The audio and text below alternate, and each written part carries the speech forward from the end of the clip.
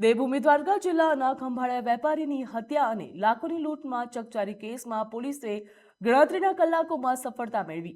જ્યાં પૂર્વાયોજિત કાવતરું રચીને વેપારીની હત્યા કરીને આશરે 35 તોલા સોનાના દાગીના લૂંટનાર આરોપીને પોલીસે મુદ્દામાલ સાથે ઝડપી પાડ્યો છે. ટેકનિકલ સર્વેલન્સ અને સઘન તપાસના આધારે આરોપીઓ સુધી પહોંચેલી પોલીસે 28 લાખ રોકડા, 2 મોબાઈલ અને ગુનામાં વપરાયેલી ગાડી સહિત 29,27,000 રૂપિયાનો મુદ્દામાલ કબજે કર્યો છે. જ્યાં દ્વારકા પોલીસને સફળતા પ્રાપ્ત થઈ છે. હત્યા તેમજ ચોરીનો કેસનો ભેદ ઉકેલાઈ દીધો છે. 29,27,000નો મુદ્દામાલ પોલીસ દ્વારા કબજે પણ કરવામાં આવ્યો. આ ફરિયાદ દાખલ થતા જ પોલીસ દ્વારા તપાસ હાથ ધરવામાં આવી અને ગણતરીના કલાકોમાં પોલીસે 2 આરોપીઓને પકડી પાડ્યા હતા.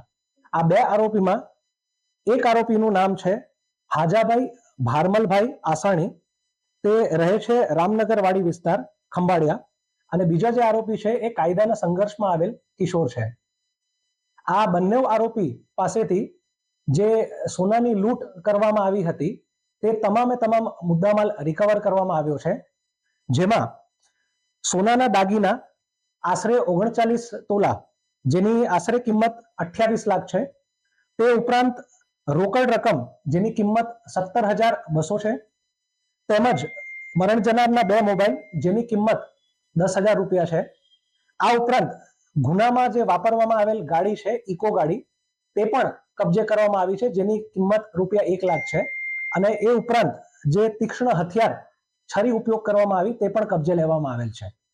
હવે આ ગુનામાં એમો જે હાલની તપાસમાં સામે આવી છે એ પ્રમાણે છે કે આના જે મુખ્ય આરોપી છે હાજાભાઈ, તે અને મરણ જનાર એકબીજાને પહેલેથી જ જાણતા હોય અને મુખ્ય આરોપીએ તેના સાગરીત સાથે પૂર્વ આયોજન કરેલ હોય, જે પ્રમાણે તેને જે દિવસે ગુનો આચરવાનો હોય ત્યારે મરણ જનારને એક અવાવરી જગ્યા પર બોલાવેલ હોય અને ત્યાંથી તેને પોતાની ઇકો ગાડીમાં આગળ બેસાડી વિરમદડ રોડથી વિંજલપર ગામ તરફ જે રસ્તો જાય છે ત્યાં આવેલ અરજણસર તળાવ તરફના અંતરિયાળ વિસ્તારમાં લઈ ગઈ.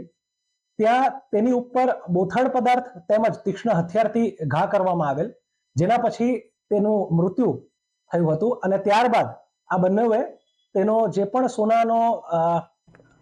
એના સોનાના દાગીના છે એ ઉતારી ત્યાંથી તેને લઈ નાસી ગયા હતા.